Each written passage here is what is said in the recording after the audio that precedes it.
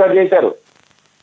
ఒక పక్కనే మీరు వైద్యాన్ని ప్రైవేటైజేషన్ చేసేసి మీరు హాస్పిటల్ అదే డబ్బు ప్రీమియం కట్టే డబ్బు హాస్పిటల్ మీరు కొన్ని 20-30 సంవత్సరాల నుంచి ఇవాళ ప్రభుత్వ హాస్పిటల్స్ అన్ని నెంబర్ 1 అయ్యి ఉండేవే.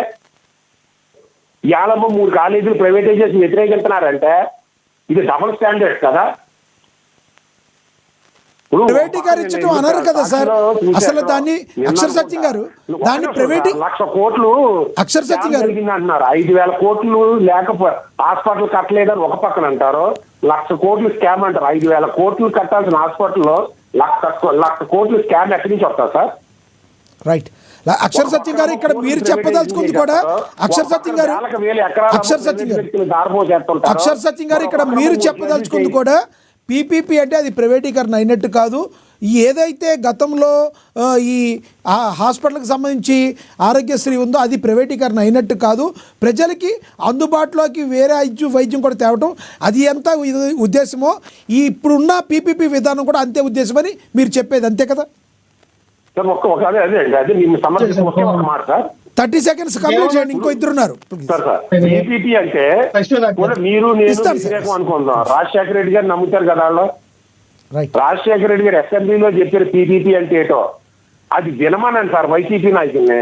రైట్ రైట్ ప్రతిదాన్ని వ్యతిరేకిస్తా. రైట్ రైట్ నేను సమర్థిస్తలే. రైట్ అక్షర్ సత్యం మీరు పార్టీ వైజ్ ఒక పార్టీనే మీరు వ్యతిరేకిస్తాం మిగిలిందంతా సమర్థిస్తామన్న ద్వంద్వ విధానాలు తప్ప అంటున్నా వైసీపీ. రైట్ అక్షర్ సత్యం గారు. ఎస్ ధన్యవాదాలండి మీ అభిప్రాయాన్ని తెలియజేసినందుకు అక్షర్ సత్యం గారు. ఎస్ లక్ష్మీకాంత్ గారు కంక్లూడ్ చేయండి. మీకు ఇందాక సమయం కూడా అందుబాటులో లేదు, బట్ షార్ట్లో మీరు కంక్లూడ్ చేయండి ప్లీజ్. సమయం అయిపోయింది. రైట్. ఇప్పుడు వాయిస్ క్లారిటీ అనండి. క్లారిటీగానే ఉంది, మీరు కంక్లూడ్ చేయండి సార్. ఇప్పుడు ఇందాక మన నూతనంగా ఎన్నికైన ప్యానలిస్ట్ గారు రేగడి లక్ష్మణరావు గారు మీడియా మీద దుందురుతనంగా మీరు ఫస్ట్ మాట్లాడాలి మేమే మేధావులు అన్నట్టుగా మాట్లాడుతున్నారు సార్. సార్ నేను స్టార్టింగ్ నుంచి నేను చెప్పేది అదే, చరిత్ర అనేది చెరిగిపోయేది కాదు.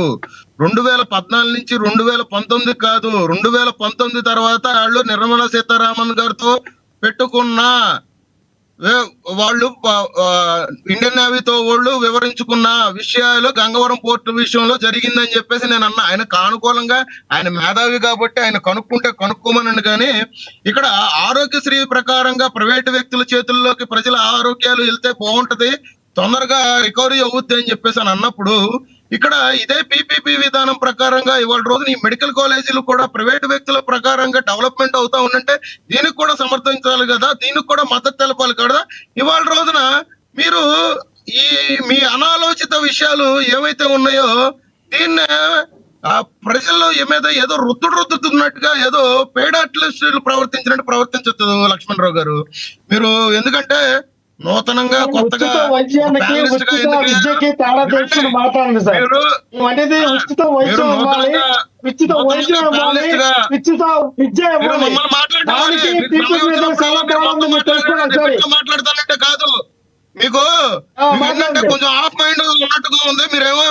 మీరు ఏదో పెద్ద వ్యక్తిగతంగా వద్దు లక్ష్మీకాంత్ గారు వ్యక్తిగతంగా వద్దు, సబ్జెక్ట్ మీద కంక్లూడ్ చేయండి. లక్ష్మణరావు గారు వదిలేయండి.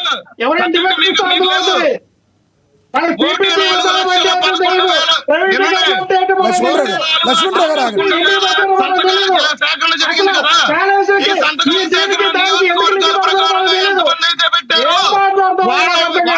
మీరు బయట పెట్టగలరా?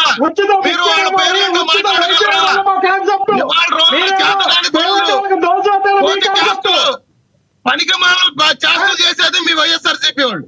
ఇవాళ రోజున మీరు విద్యావేత్తలు చేస్తారో ఎవరో పనికిమాలంగా మాట్లాడతారో ఎవరో డైవర్ట్ చేసి మాట్లాడాలంటే మీడియా మిత్రులు మీడియా వారితో మీరు ప్రవర్తించిన తీరు రాష్ట్ర ప్రజలు కూడా చూస్తూనే ఉన్నారు, టీవీ వాళ్ళు చూస్తున్నట్టుగా ఉన్నారు. ఎంతసేపు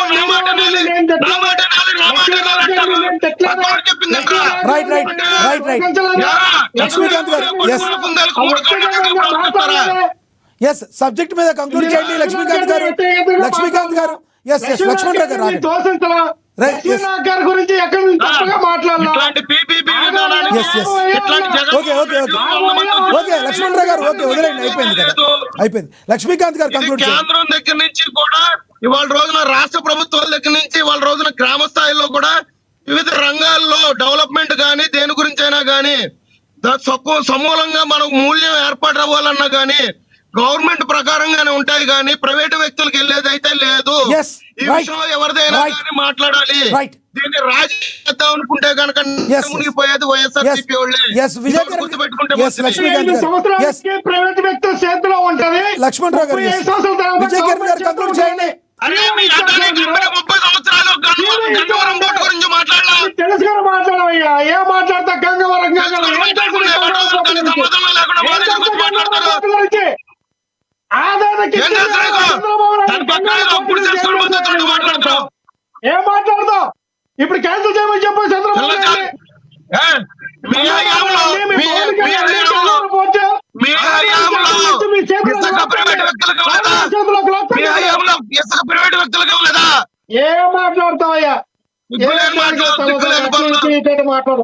ఏంటి ఇసుక ప్రైవేట్ గారిని అండి? ఇదో కొత్తదా ఇసుక ప్రైవేట్ గారినా? వ్యక్తిగతంగా ఇవి కక్షలు కార్పణ్యాలకు కాదు. ఎస్ ఎస్ ఇసుక ప్రైవేట్ గారినా, మడ్డు ప్రైవేట్ గారినా, మైనింగ్ ప్రైవేట్ గారినా, ల్యాండ్ ప్రైవేట్ గారినా? లక్ష్మణరావు గారు మళ్ళీ మైనింగ్ గురించి మాట్లాడితే మళ్ళీ ఓబులాపురం కేసులు ఎన్ని వెళ్తాయి, ఎన్ని ఎందుకు మళ్ళీ మీకు చుట్టుకుంటాయి అవన్నీ? లక్ష్మణరావు గారు మైనింగ్ గురించి మాట్లాడితే ఓబులాపురం కేసులు అవన్నీ వస్తాయి, అవన్నీ ఎందుకు? వద్దులే కానీ ఒక్క నిమిషం. Yes.